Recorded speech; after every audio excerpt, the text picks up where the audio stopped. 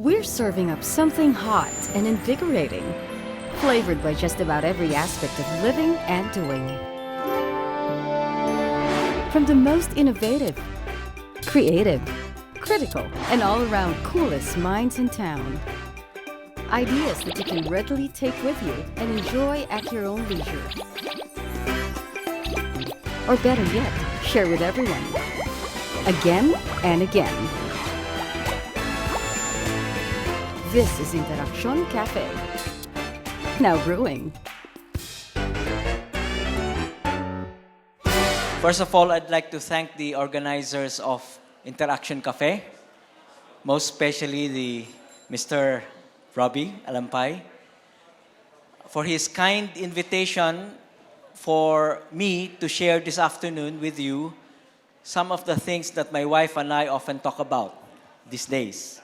So we have entitled this short story for this afternoon as Living Diamonds in Our Seas, and our story begins with the observation that our country, the Philippines, has been regarded by marine biologists as the world's epicenter of biodiversity. And this can be supported by numbers. For instance, the Philippine seas, it's inhabited by around 10,000 marine mollusk species, which include shelled creatures like snails, clams, and slugs, comprising about a fifth of the known species in the world. In contrast, for example, the whole Mediterranean has only around 2,020 species of mollusks.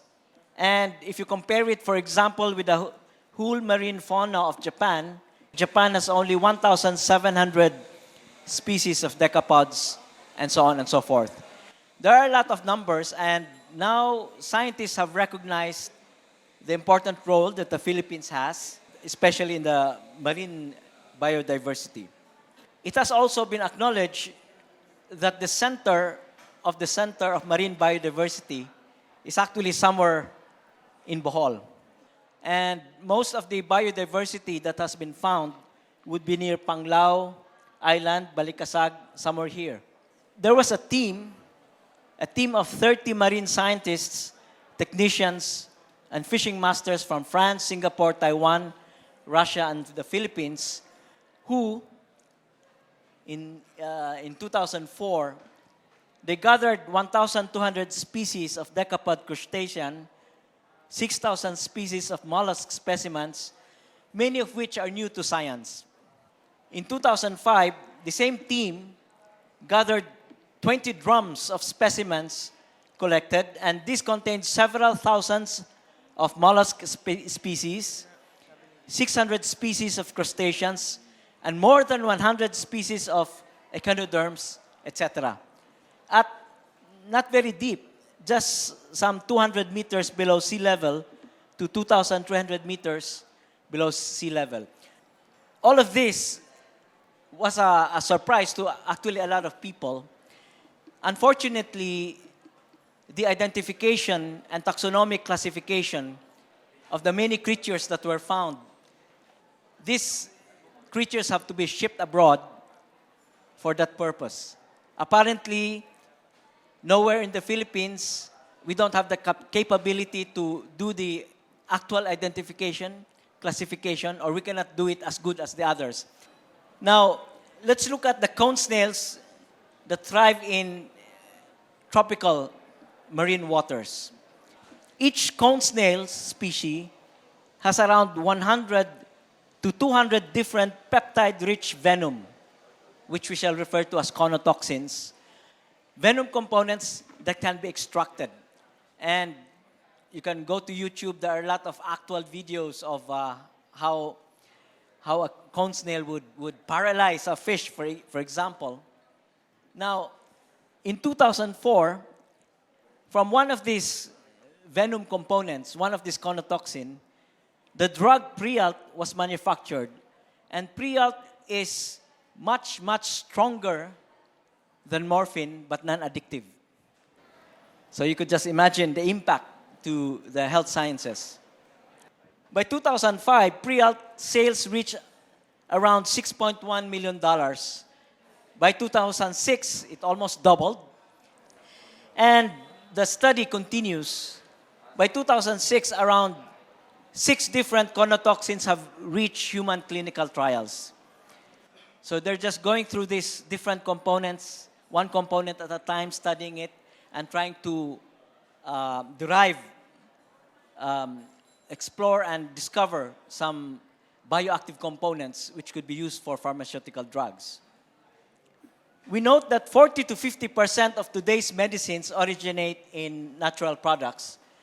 And the US, realizing the importance of this marine biodiversity, in 2008, the US National Institutes of Health awarded $4 million to an American-Philippine scientist group to catalog the diverse mollusk species. As I mentioned, in 2004, 2005, they gathered a lot of creatures. Many were new to science. It would take years to identify them and catalog them.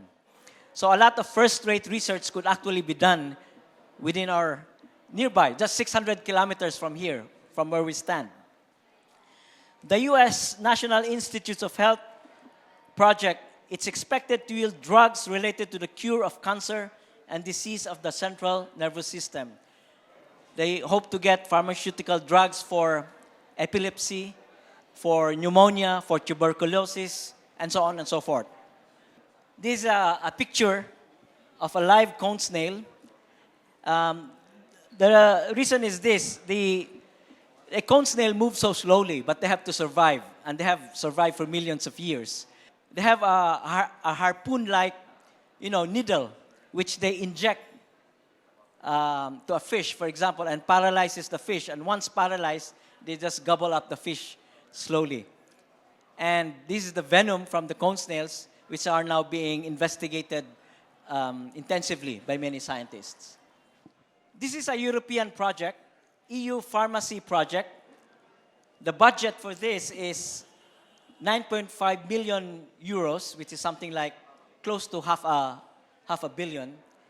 So already other countries, other nations are aware of the potential that you can get from the marine biodiversity. You see, before, to manufacture drugs, they do it by trial and error. Now they realize that just by looking at the microorganisms that they can find in the ocean, they could look for bioactive materials and synthesize it. This European Pharmacy Project, what do?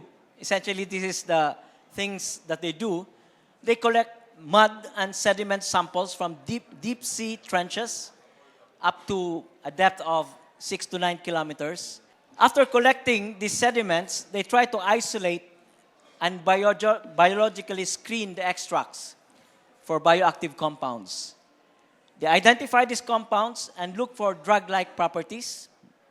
And from these, they develop and commercialize novel drugs, antibiotics, ingredients for nutrition, and cosmetic applications. So they don't have to do this by trial and error. They look at nature, because nature has evolved for millions of years and have done it for us. Now, we feel that there is an urgent need to explore cone snails in our own seas.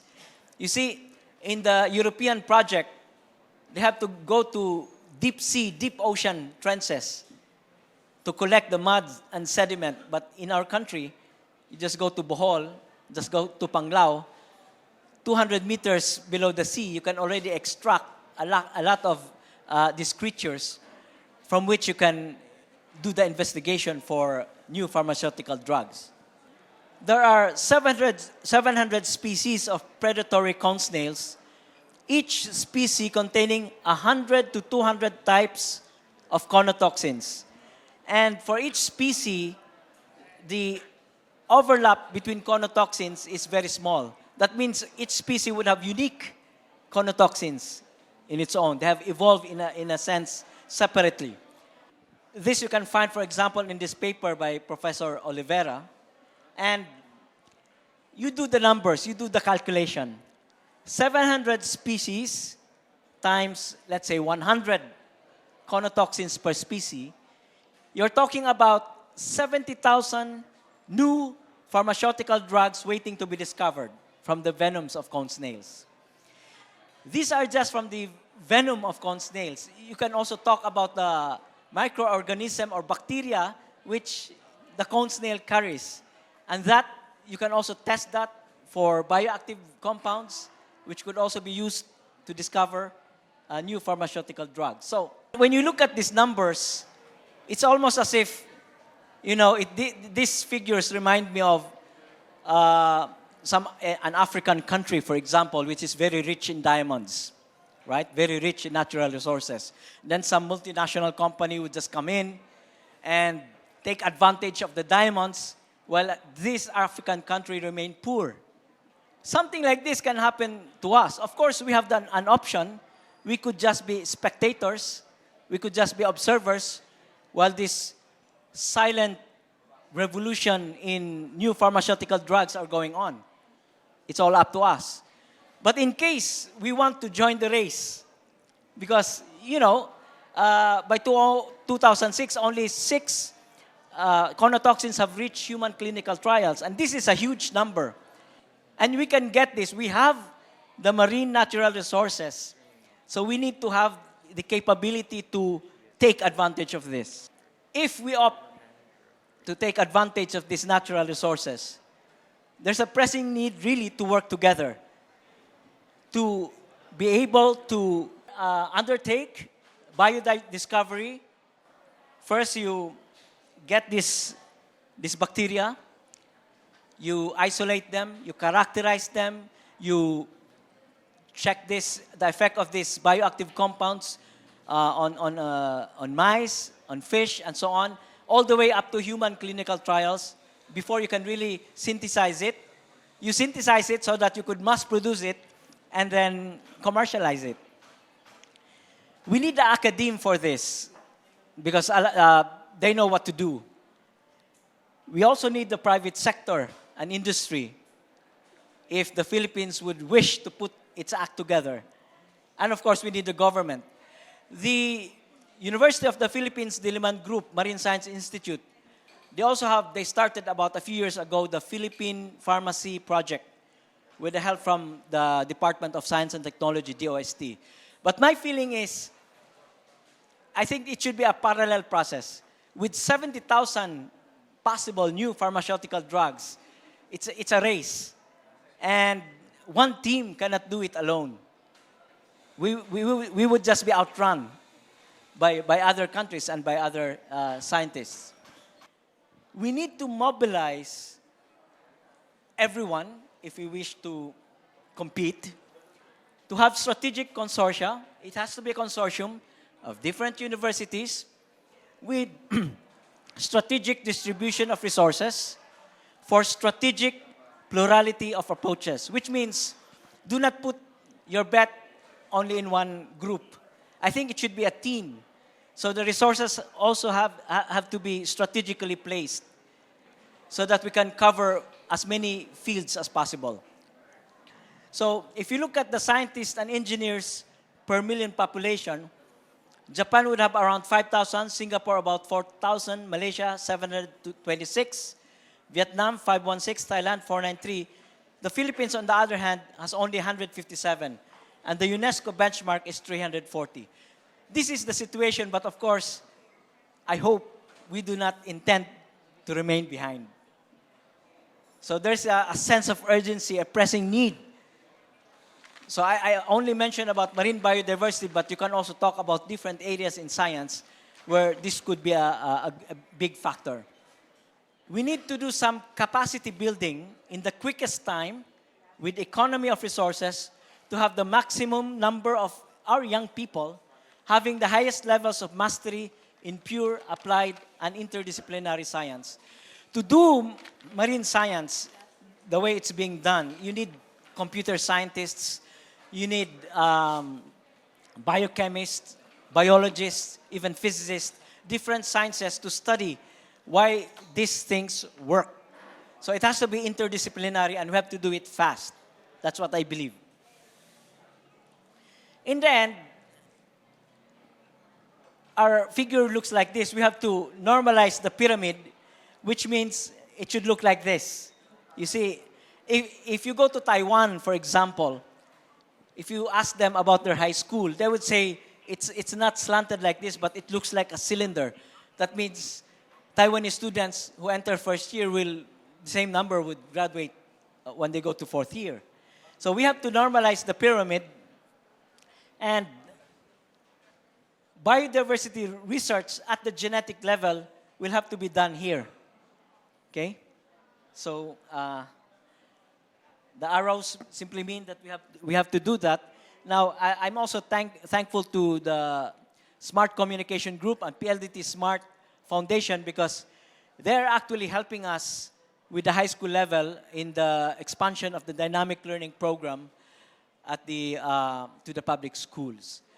So these are the things that my wife and I often talk about these days. And if you want to watch a video later on, you can look at this. But essentially, that's the story that I would like to share with you this afternoon. Thank you.